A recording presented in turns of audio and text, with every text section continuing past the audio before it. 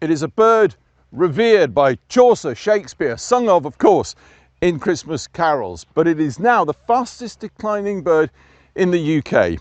There are, though, one or two areas of hope, like this place, Knepp, the rewilded estate in Sussex, one of the very few places in the UK where turtle dove numbers are actually increasing.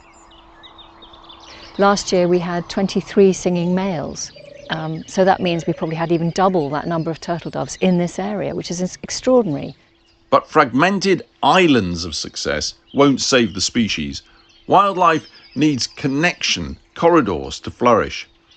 As the government eases planning laws, 3,500 houses could arrive next to Knepp, threatening this recovery.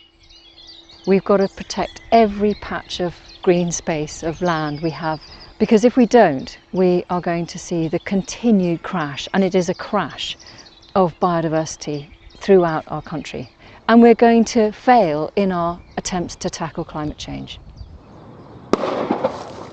Countries come together at the vital COP26 climate summit in Glasgow in November. Expect more pledges to save the natural world, but the British summer has all but lost its soundtrack.